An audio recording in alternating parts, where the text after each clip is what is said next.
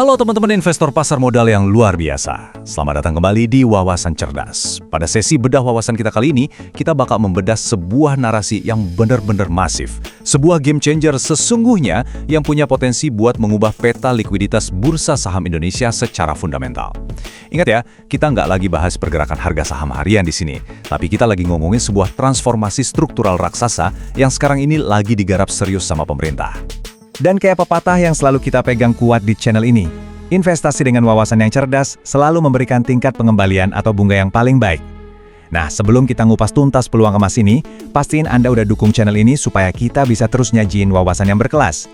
Yuk, klik tombol hype, like, share, dan pastinya subscribe sekarang juga biar nggak ketinggalan momentum penting ini. Oke, agenda kita hari ini simple tapi padat. Pertama, visi magnet finansial global. Kedua, krisis dan kerapuhan ekonomi. Ketiga, misi repatriasi triliunan rupiah. Dan yang keempat, senjata insentif dan gaya hidup. Yuk langsung kita mulai. Masuk ke bagian pertama. Visi magnet finansial global mengubah landscape Bali. Berdasarkan dokumen perencanaan yang paling baru nih, pemerintah tuh lagi matengin sebuah mega proyek yang namanya Indonesia Financial Center atau gampangnya kita sebut IFC. Yang bikin melongo itu skala fisiknya. Coba bayangin, ini adalah kawasan khusus seluas 100 hektar di Bali. Tujuannya buat apa? Sangat jelas dan terukur. Kawasan ini emang dirancang khusus buat jadi semacam wadah raksasa penampung modal. Tujuannya buat nangkep uang triliunan dari para miliarder dunia dan investor institusi global yang nantinya bakal dialirkan deras ke dalam sistem ekonomi domestik kita. Kalau Anda pernah dengar Dubai International Financial Center atau DIFC, nah IFC Bali ini secara terstruktur dan strategis benar-benar mengadopsi playbook atau resep kesuksesannya Dubai. Dubai itu udah ngebuktiin gimana caranya nyedot dana institusional global buat ngebangun ekonomi lokal mereka. Dan Indonesia sekarang lagi pakai kerangka kerja yang sama persis. Jadi ini tuh bukan sekedar eksperimen coba-coba ya, tapi penerapan model bisnis yang udah terbukti sukses banget di level global buat diterapin langsung di halaman rumah kita sendiri. Sekarang, kita lanjut ke bagian kedua, krisis dan kerapuhan ekonomi. Kenapa sih Bali butuh ini sekarang banget? Kalau kita tarik mundur sedikit ke data BPS sebelum tahun 2020, fondasi ekonomi Bali itu nyatanya rapuh banget. Kenapa? Karena lebih dari 54% PDRB Bali itu cuma ditopang sama satu mesin tunggal, pariwisata. Buat para ekonom, ketergantungan absolut pada satu sektor kayak gini tuh literally mimpi buruk kalau sampai ada guncangan, karena nggak ada diversifikasi sama sekali. Dan tebak, mimpi buruk itu beneran kejadian waktu pandemi menghantam. Angka minus 9,31% ini bukan sekedar statistik di atas kertas. Ini adalah rekor kontraksi ekonomi paling dalam di seluruh Indonesia. Ekonomi Bali benar-benar lumpuh. Efek dominonya parah. Pengangguran meroket tajam sampai 5,63% di bulan Agustus 2020. Kejadian ini tuh benar-benar jadi wake up call, semacam tamparan keras buat menyadarkan semua pihak. Ibarat sebuah meja yang cuma bertumpu pada satu kaki. Begitu kakinya patah, mejanya ambruk. Bali butuh banget kaki ekonomi kedua yang kokoh. Berangkat dari kejatuhan itulah, pemerintah akhirnya merespon secara fundamental lewat peta jalan Kerti Bali dari Bappenas. Mereka banting setir dan resmi netapin kalau Bali ini mutlak butuh pilar ekonomi baru yang shock resistant alias tahan banding. Dan pilihan strategisnya jatuh pada sektor jasa keuangan dan wealth management internasional. Jadi, mega proyek IFC ini lahir dari sebuah urgensi yang sangat absolut. Kita masuk ke bagian ketiga, misi repatriasi triliunan rupiah, membawa pulang kekayaan. Ini nih inti katalis yang harus teman-teman investor perhatiin. 750 triliun rupiah, coba resapi angka itu sebentar. Dari rekam jejak data teks amnesti kemarin, terungkap sebuah fakta yang cukup bikin geleng-geleng kepala. Sekitar 70% dari harta kekayaan orang-orang super kaya Indonesia yang udah dideklarasikan ternyata masih terparkir dengan sangat nyaman di sistem perbankan dan family office di Singapura.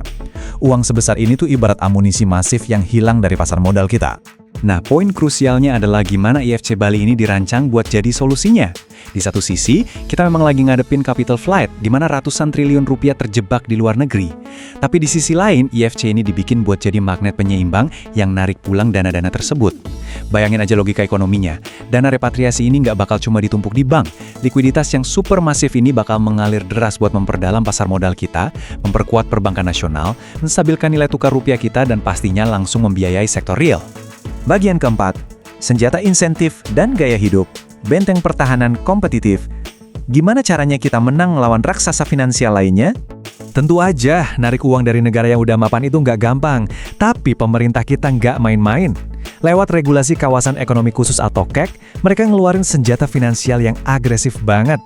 Bayangin, ada tax holiday atau pembebasan pajak sampai 0% selama dana kelolaan itu diparkir di sana. Belum lagi aturan imigrasi juga dirombak total. Pemerintah ngasih kemudahan izin tinggal sampai 15 tahun buat ekspatriat dan para ahli keuangan global. Ini literally karpet merah terpanjang yang pernah digelar Indonesia buat nyambut modal asing. Tapi ya, kalau cuma ngomongin senjata finansial, negara lain juga bisa niru. Senjata pamungkas kita yang sesungguhnya adalah sesuatu yang nggak bisa dibeli. Para triliuner modern ini rupanya juga manusia yang butuh healing loh. Ada sebuah pergeseran sosiologis yang lagi ngetren banget sekarang, namanya tren live where you vacation. Para ultra high net worth individuals ini sekarang lebih milih mendirikan family office mereka bukan di tengah kota beton yang kaku, tapi di lokasi yang nawarin kualitas hidup luar biasa.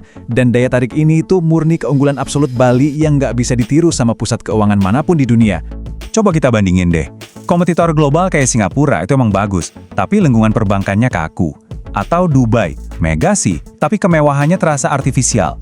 Sementara Bali, kita nawarin unique value proposition berupa kesejahteraan mental, pantai kelas dunia, budaya spiritual yang otentik, sampai ekosistem bisnis hijau yang sejalan banget sama prinsip ESG.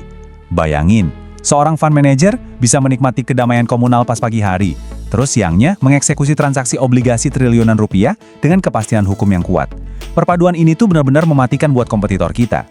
Dan ini ngejelasin keseluruhan skenario yang wajib dipahami sama Anda para investor.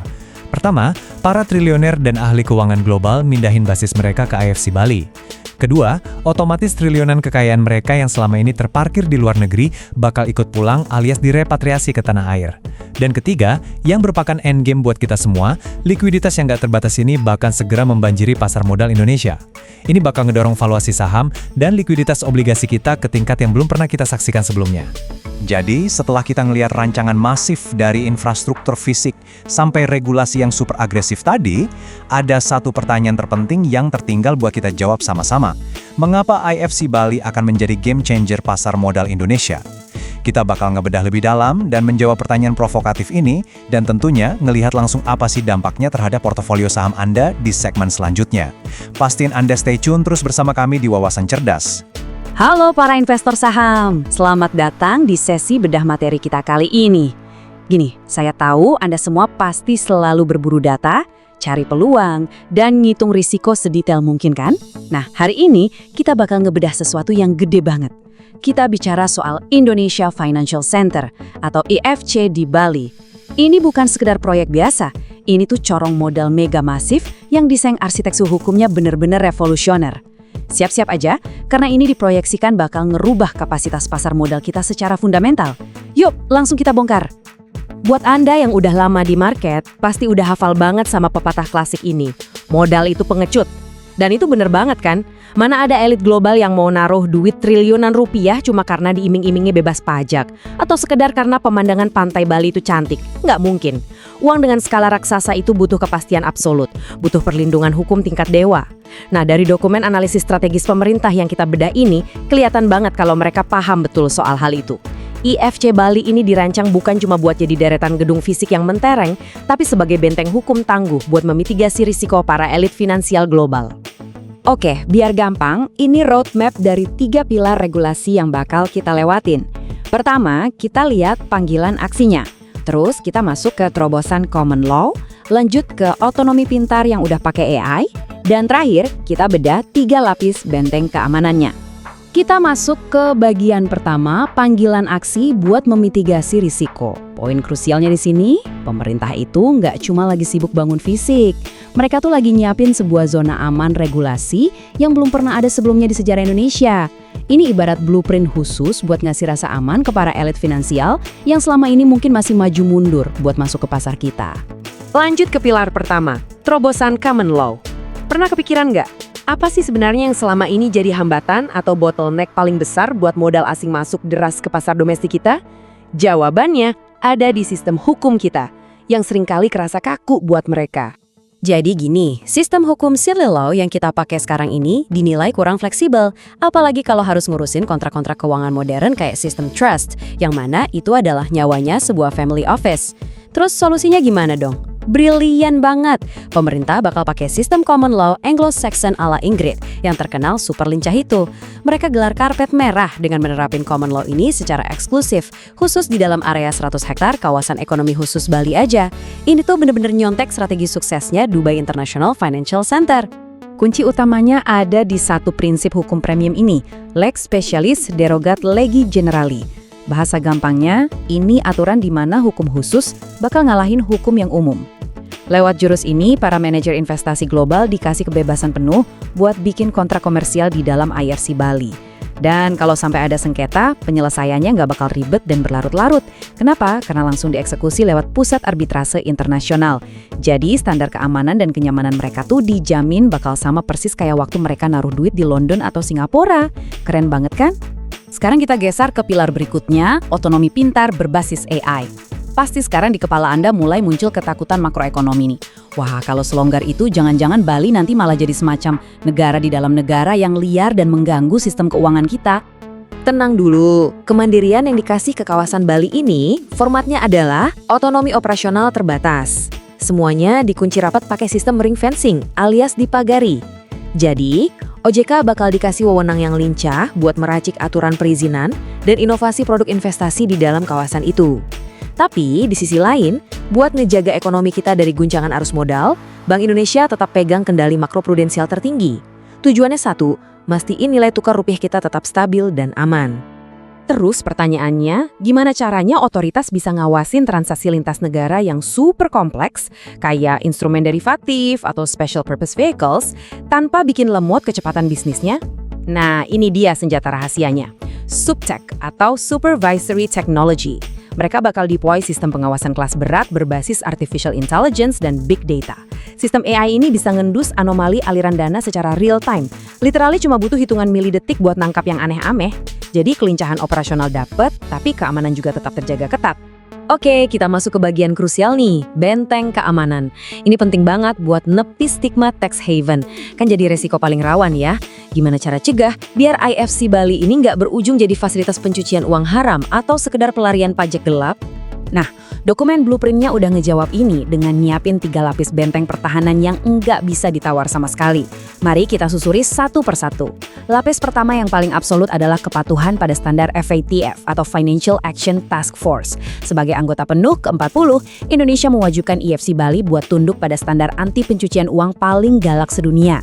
Kalau sampai gagal atau ketahuan nampung dana ilegal, sanksinya fatal banget. Seluruh perbankan Indonesia bisa masuk blacklist global. Jadi pemerintah udah ngunci mati. Eksistensi pasar modal Jakarta nggak bakal pernah dipertaruhkan cuma demi kawasan Bali ini. Lanjut ke lapis kedua, transparansi. Catat ini baik-baik ya, era kerahasiaan bank yang gelap-gelapan itu udah tamat. Indonesia udah terikat kuat sama sistem pertukaran informasi otomatis alias AEOI dari OIJICD. Biar gampang bayanginnya gini, misal ada triliuner dari Eropa markir dananya di Bali. Nah, otoritas kita diwajibkan secara otomatis laporin identitas pemilik manfaat sebenarnya atau beneficial ownership langsung ke otoritas pajak di negara asal si triliuner itu. Celah buat ngumpetin pajak lintas negara tuh benar-benar udah ditutup rapat. Dan ini dia lapis ketiga yang gak kalah ketat, syarat substansi ekonomi. Buat bisa nikmatin fasilitas bebas pajak di Bali, entitas investasi itu dilarang keras cuma bikin perusahaan cangkang atau kantor yang isinya cuma pelang nama doang. Nggak bisa gitu. Mereka wajib punya kehadiran fisik yang real. Artinya mereka harus nyewa gedung kantor beneran, rekrut pegawai betulan, dan ngeluarin batas minimum biaya operasional di wilayah Bali. Dan asal Anda tahu, semua pergerakan real ini dipantau 24 jam non-stop pakai radar intelijen penuh dari PPATK. Nah, tibalah kita di bagian kelima. Setelah kita muter-muter ngebedah arsitektur hukum yang sangat kompleks tadi, apa dong artinya buat portofolio saham Anda? Mari kita tarik narasi ini langsung ke Anda, para investor. Kenapa semua kerumitan regulasi ini justru jadi sinyal positif yang sangat masif buat pasar domestik kita? Jawabannya simpel. Kejelasan kerangka regulasi tadi ngasih bukti absolut kalau IFC Bali itu sama sekali tidak didesain buat jadi wilayah offshore gelap kayak Cayman Islands. Bali ini justru diposisikan sebagai jurisdiction midshore yang sangat kredibel. Levelnya itu udah sejajar sama Hong Kong dan Singapura. Coba deh Anda bayangin, perpaduan sempurna antara kepastian hukum, common law, kemandirian yang diawasi AI, plus kepatuhan anti pencucian uang yang ketat banget, bakal ngebikin Bali jadi corong likuiditas yang luar biasa kredibel. Aliran dana elit global yang tumpah ruah lewat corong aman ini, pada akhirnya bakal ngalir deras buat memperdalam kapasitas pasar modal kita dan ngebiayain sektor real dari Sabang sampai Merauke. Gila kan? Arsitektur hukum ini baru pondasinya doang dari sebuah transformasi ekonomi yang luar biasa masif. Tapi ini baru permulaan loh. Kalau Bali benar-benar sukses nyedot triliunan modal global, terus gimana dong peta makroekonomi kita bakal berubah ke depannya? Nah, simpan rasa penasaran Anda, karena di sesi bedah materi berikutnya, kita bakal kupas tuntas pertanyaan krusial ini. 3 kutub ekonomi baru dan visi emas Bali, panduan strategis bagi investor pasar modal.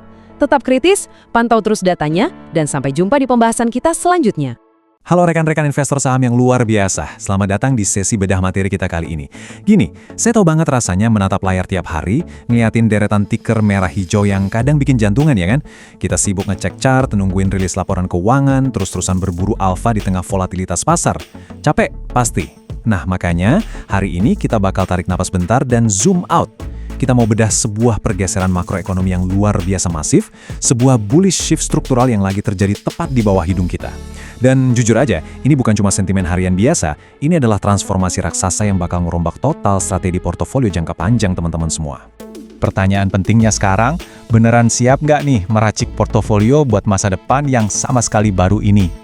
Di balik rutinitas trading harian kita yang padat itu, ada sebuah cetak biru makroekonomi bernilai triliunan rupiah yang lagi dieksekusi pelan-pelan. Visi ini tuh yang bakal nentuin kemana arus uang institusi raksasa mengalir dalam 10 tahun ke depan. Jadi sebagai investor, posisi kita harus udah nongkrong luluan di sana sebelum gelombang likuiditas raksasa ini bener-bener ngehantam bursa kita. Setuju ya? Oke, karena data finansial dan cetak biru makro kita lumayan padat hari ini, kita petakan dulu rutenya ya. Pertama kita bahas era baru ekonomi Indonesia, terus sinergi Jakarta, IKN, dan Bali, lanjut ke peluang proyek infrastruktur Bali, dan terakhir kita bongkar visi spektakuler Bullion Bank Bali. Langsung aja kita masuk ke bagian pertama, era baru ekonomi Indonesia.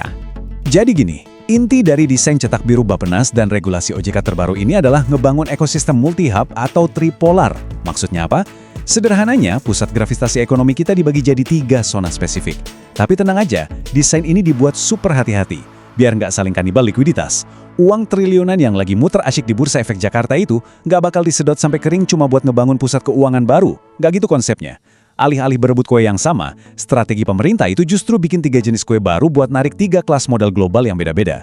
Jadi, likuiditas pasar komersial di Jakarta itu dijamin absolut amannya, sementara keran baru dibuka lebar-lebar buat nyedot uang segar dari asing yang selama ini masih ragu buat masuk ke pasar konvensional kita. Sekarang kita geser ke bagian kedua, sinergi antara Jakarta, IKN, dan Bali. Nah, konsepnya gini, 3 mesin raksasa ekonomi ini bakal saling mengunci. Pertama, Jakarta. Jakarta posisinya bakal tetap kokoh sebagai kota global. Jantung komersial dan korporasi bervolume tinggi bakal tetap berdetak kencang di sini. Bursa Efek Indonesia, perbankan konvensional, dan markas emiten blue chip jagoan teman-teman tetap berpusat di sini. Kedua, kita punya IKN. IKN ini bakal fokus murni jadi pusat inovasi dengan target nyedot dana dari sustainable finance dan green bonds. Kenapa green bonds? Karena tren manajer investasi global sekarang itu mewajibkan alokasi profil ESG yang ketat. Nah, IKN diciptakan khusus buat nangkap modal itu. Terakhir, dan ini yang paling revolusioner, Bali. Bali dirancang eksklusif jadi International Financial Center atau IFC. Daya tarik utamanya luar biasa mematikan, yaitu fasilitas bebas pajak 0%. Targetnya bukan korporasi retail ya, tapi industri wealth management dan family offices dari kaum super kaya dunia yang lagi nyari suaka pajak legal. Biar lebih kebayang gimana ngeringnya potensi ini, mari kita simulasikan perjalanan uangnya. Coba bayangin ada triliuner asing mau merepatriasi dana super jumbo. Uang itu mendarat mulus dan 100% bebas pajak di Bali. Enak kan? Tapi masa uang masif didiemin aja? Pasti butuh return. Nah, dana raksasa ini bakal ngalir dengan efisien masuk ke instrumen obligasi hijau buat biayain proyek energi terbarukan di IKN. Terus siapa dong yang fasilitasi dan jamin penerbitan obligasinya? Ya jelas, bank-bank raksasa kita di Jakarta. Bank-bank buku 4 yang sahamnya mungkin lagi rajin kalian cicil itu, mereka bakal panen fee-based income dan komisi underwriting yang luar biasa tebal. Gila kan? Ini siklus sempurna dari modal asing yang masuk dan diubah jadi dividen serta capital gain buat emiten domestik kita. Lanjut ke bagian ketiga, peluang proyek infrastruktur Bali. Nah, ini real check-nya. Harus kita akui, secara infrastruktur, Bali saat ini sama sekali belum siap buat menyandang gelar pusat finansial dunia. Tapi, buat investor saham yang jeli, kesenjangan infrastruktur yang menganga ini justru adalah katalis mega proyek capital expenditure bernilai triliunan. Ini peluang emas banget buat emiten konstruksi, utilitas, dan telekomunikasi kita. Buat beroperasi jadi IFC beneran, Bali dituntut memenuhi syarat yang ekstrem. Mereka butuh penerbangan kelas bisnis langsung dari New York, London, Tokyo. Terus, institusi finansial global itu mewajibkan adanya hyperscale data center tier 4 plus jaringan fiber optik antar benua dengan latensi nyaris nol. Kenapa? Ya karena lalu lintas dana ratusan triliun ini digerakin pakai algoritma high frequency trading. Eksekusinya wajib dalam hitungan milidetik. Tanpa ekosistem cyber yang absolut ini, miliarder mana yang berani mempertaruhkan uangnya? Belum lagi, di dunia perbankan global ada satu hukum mati, toleransi nol terhadap pemadaman listrik. Nggak boleh mati lampu sama sekali. Mati sedetik aja, kerugian sistemiknya bisa miliaran dolar. Artinya, Bali nggak bisa lagi cuma pasrah ngandelin pasokan kabel bawah laut dari Pulau Jawa yang rentan gangguan. Bali butuh kemandirian energi yang mutlak. Bakal ada ekspansi agresif pembangunan pembangkit listrik baru, energi terbarukan skala jumbo, sampai sistem penyimpan daya raksasa di dalam pulau itu sendiri. Jadi, buat emiten penyedia energi terbarukan dan infrastruktur kelistrikan yang melantai di bursa kita, mandat ini adalah kepastian proyek jangka panjang yang wajib banget masuk radar pantauan kalian. Terakhir, kita masuk ke bagian keempat, visi Bullion Bank Bali. Coba pikirin sejenak ironi yang satu ini deh. Kita tahu Indonesia itu masuk top 10 produsen emas terbesar di planet ini. Kita nambang bertonton emas dari Grasberg, Batu Hijau, tapi emas-emas batangan itu disimpan dan diperdagangkan di mana? Terbang ke berangkas-berangkas Singapura. Kita yang berdarah-darah nambang, tetangga yang nikmatin perputaran likuiditasnya. Rugi bandar kan? Nah, lewat payung hukum Undang-Undang PPSK yang baru, pemerintah mau ngakhiri ironi ini. Bali sekarang diposisikan secara strategis buat hajar dominasi Dubai dan Singapura dengan ngebangun hub perdagangan emas fisik yang sepenuhnya bebas PPN dan bebas bea cukai. Tapi ingat, bikin Bullion Bank alias pusat perdagangan dan penyimpanan emas fisik global itu nggak segampang ngecap stempel di atas meja kerja. Ini menuntut ekosistem fisik dan keamanan yang benar-benar ekstrim.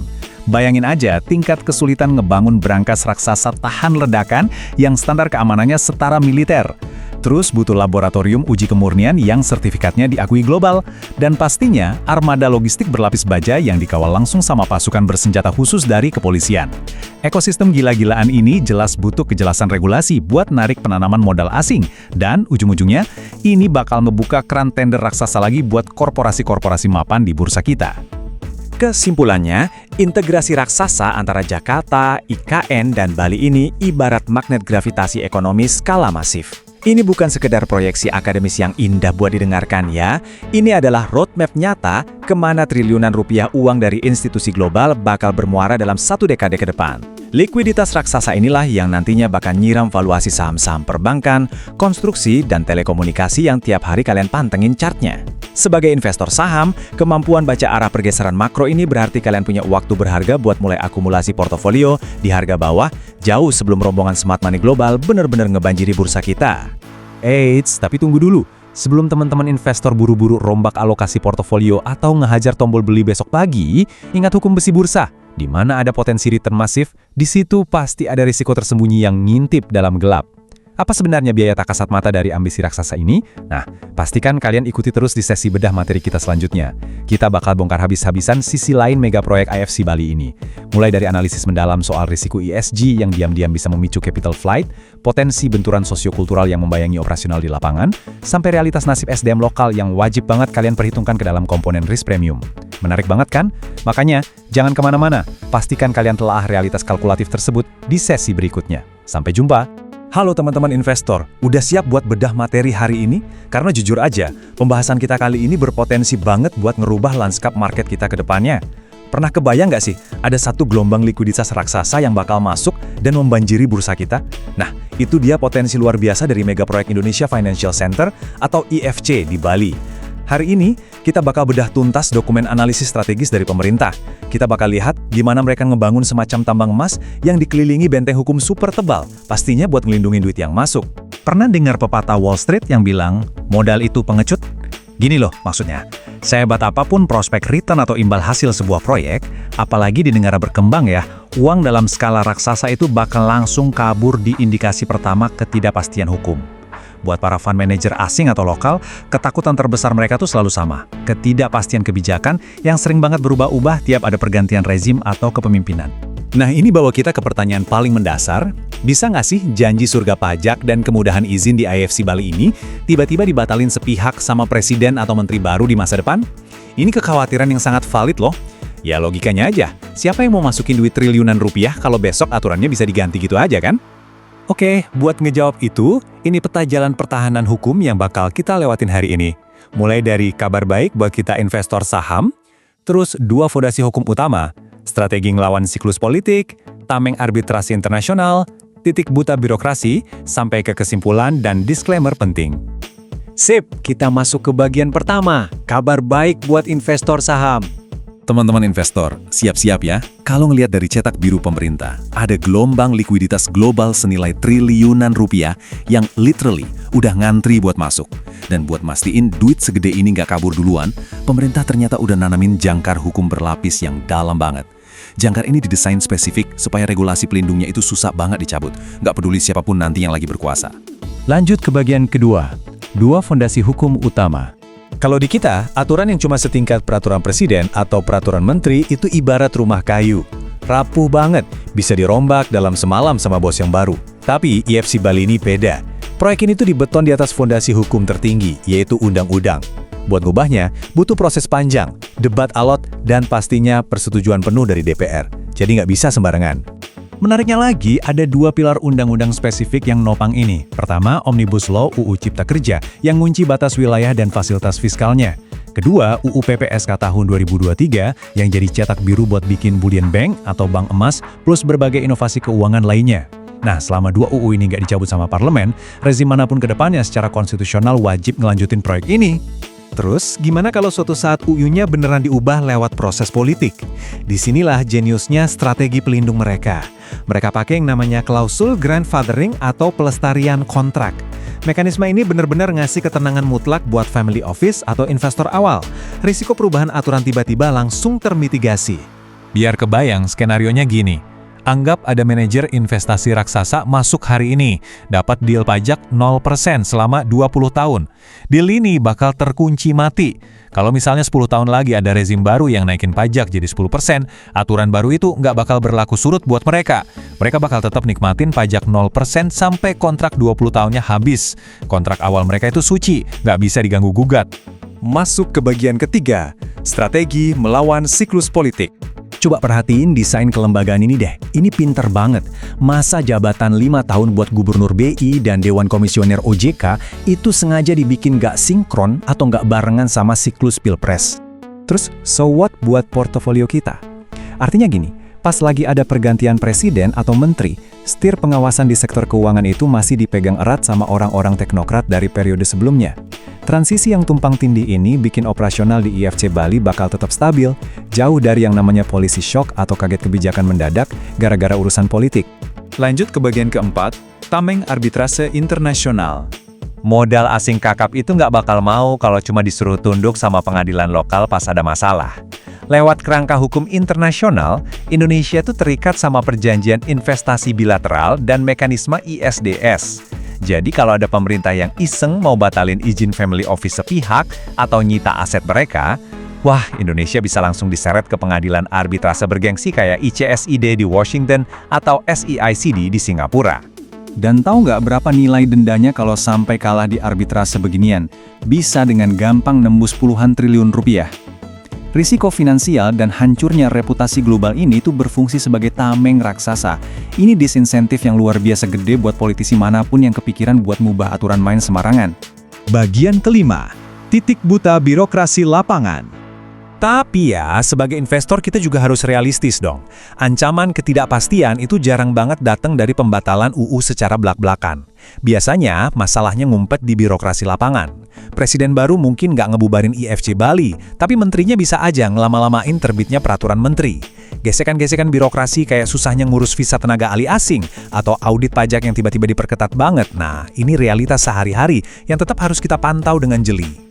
Akhirnya, kita sampai di bagian ke-6, kesimpulan dan disclaimer penting. Dari bedah materi ini, kelihatan jelas kalau fondasi hukum megaproyek ini struktural banget dan super stabil. Kepastian hukum ini benar-benar jadi karpet merah buat modal asing. Nanti, pas triliunan rupiah itu udah ngerasa aman masuk ke Bali dan pelan-pelan ngalir ke instrumen pasar modal kita, wah, siap-siap aja deh buat nyambut era likuiditas baru yang bisa ngangkat valuasi portofolio kita semua ke level yang belum pernah kita bayangin sebelumnya. Tapi sebelum selesai ada disclaimer wajib nih. Semua informasi yang kita bahas hari ini murni buat edukasi ya, bukan ajakan buat jual atau beli saham tertentu. Yang namanya investasi saham itu selalu ada risikonya dan 100% tanggung jawab pribadi teman-teman masing-masing. Selalu lakukan riset mendalam sebelum bikin keputusan finansial apapun. Dan ini bahwa kita ke satu pertanyaan penting buat Anda renungkan, dengan benteng hukum raksasa yang udah dibangun buat ngamanin duit yang masuk ini, apa langkah Anda hari ini? Gimana Anda bakal ngatur posisi portofolio buat nangkap gelombang likuiditas global yang bentar lagi datang?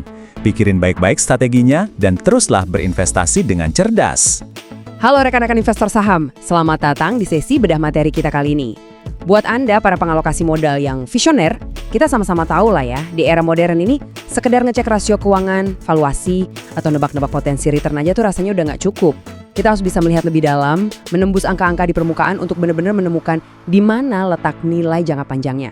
Nah, hari ini kita bakal ngebongkar habis-habisan sebuah mega project raksasa yang lagi jadi primadona di bursa. Betul banget, kita bicara soal proyek kawasan finansial di Bali, Indonesia Financial Center. Kita akan lihat seperti apa sih fondasi esensial yang sebenarnya menopang proyek raksasa ini. Siap mencetak return maksimal? Mari bedah titik buta mega proyek ini. Pernah dengar istilah kapitalisme sadar atau conscious capitalism? Di era ini, kalau Anda mau mengamankan return maksimal dari saham-saham emiten properti, perbankan, atau infrastruktur yang ada kaitannya sama mega proyek IFC ini, kita wajib banget menganalisis titik butanya dengan sangat tajam. Sebagus apapun prospek tax holiday atau derasnya arus dana asing yang dijanjikan, ada satu fondasi sosiokultural yang pantang banget lepas dari radar investasi kita. Oke, mari kita mulai due diligence kita hari ini. Agenda kita cukup padat tapi sangat krusial. Kita akan bahas sisi lain dari mega project IFC, dilanjut dengan melihat benturan ekologis dan kulturalnya, ancaman gentrifikasi ekonomi lokal, realitas kesiapan SDM di Bali, dan terakhir pastinya strategi mitigasi buat nentuin kelayakan investasinya. Yuk, kita mulai. Langsung saja kita masuk ke poin pertama. Mari kita lihat sisi lain dari mega proyek yang megah ini. Pusat finansial seluas kurang lebih 100 hektar ini kan menjanjikan masuknya modal asing secara masif ya ke Indonesia. Kelihatannya mentereng banget. Tapi, gedung-gedung pencakar langit yang mengilap ini wajib berdiri di atas fondasi sosiokultural lokal yang sangat esensial di Bali, yaitu filosofi Trihita Karana. Filosofi tradisional ini menekankan banget soal hubungan yang harmonis dalam 3 aspek, hubungan dengan Tuhan, dengan sesama manusia, dan tentunya dengan alam. Buat kita para pelaku pasar modal, please jangan anggap ini cuma konsep pariwisata belaka. Ini tuh ibaratnya tolok ukur ESG atau Environmental, Social, and Governance yang paling fundamental. Kalau proyek ini gagal memenuhi standar harmoni tersebut, ya sama aja menggagalkan seluruh tesis investasi yang udah susah payah kita bangun. Nah, dari situ kita beralih ke bagian kedua, yaitu soal potensi benturan ekologis dan kultural di lapangan. Disinilah kontradiksi besarnya mulai kelihatan sangat tajam, dan ini menarik banget buat kita cermati. Industri finansial global itu kan selalu menuntut fasilitas standar dunia ya. Misalnya gedung harus sertifikasi hijau, yang ironisnya seringkali operasionalnya tetap butuh konsumsi air yang sangat masif. Belum lagi keharusan punya sistem keamanan eksklusif yang tertutup rapat dari luar. Padahal coba kita lihat realitas di Bali Selatan saat ini. Mereka tuh udah menderita krisis intrusi air laut yang lumayan parah ke dalam sumber air bawah tanahnya. Terus, secara kultural, masyarakat setempat itu mutlak butuh akses jalan yang terbuka ke sumber air buat ritual penyucian berkala, kayak ritual melasti. Bayangkan kalau akses publik ini ditutup cuma demi keamanan elit finansial, ini beresiko banget memicu gesekan sosial yang bisa merusak citra harmonis pulau ini di mata investor dunia. Lanjut ke bagian ketiga, ini soal isu yang cukup sensitif. Ancaman gentrifikasi ekonomi lokal. Triliunan rupiah, angka yang fantastis banget kan? Itulah proyeksi perputaran uang yang bakal dibawa oleh kawasan ekonomi khusus ini. Bikin ngiler pasar, jelas. Tapi sebagai analis yang rasional, kita nggak boleh cuma terbuai sama angkanya. Kita wajib bertanya secara kritis. Apakah kekayaan sebesar ini bakal benar-benar menciptakan trickle-down effect yang mensejahterakan masyarakat sekitar? Atau jangan-jangan ini malah cuma bakal memperlebar jurang ketimpangan sosial di Bali? Coba kita pikirkan pelan-pelan. Masuknya ribuan ekspatriat yang gajinya dalam dolar atau euro, otomatis bakal mendongkrak harga properti dan kebutuhan pokok secara ekstrim. Kita nggak perlu berteori panjang lebar soal ini. Buktinya udah ada di depan mata. Lihat aja lonjakan harga sewa properti yang gila-gilaan sampai ratusan % di wilayah kayak Canggu dan Uluwatu hari ini. Nah, kalau pemerintah nggak nyiapin regulasi pembatasan atau sistem subsidi silang yang rapi, penduduk asli Bali itu beneran terancam mengalami apa yang disebut pengusiran ekonomi dari tanah kelahirannya sendiri. Ya, simpel aja alasannya. Karena mereka udah nggak sanggup lagi ngejar laju inflasi gaya hidup dari kaum elit global yang masuk ke sana. Masuk ke bagian keempat, kita bahas sesuatu yang sangat operasional, realitas kesiapan SDM di Bali. Buat kita para investor, pertanyaan paling tajamnya adalah, siapa sih yang sebenarnya bakal ngejalanin roda operasional raksasa ini sehari-hari?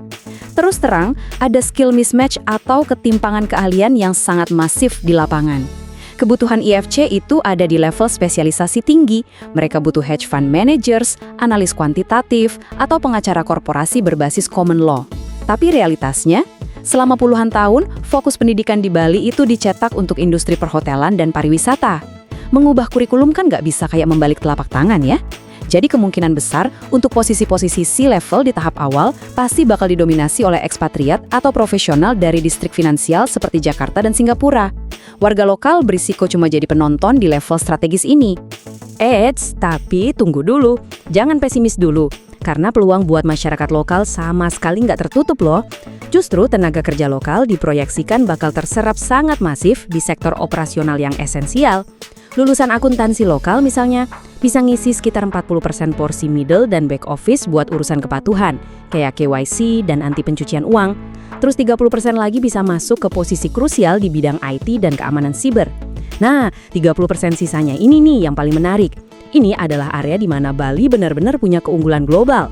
Ekosistem wealth management itu butuh standar pelayanan tingkat dewa.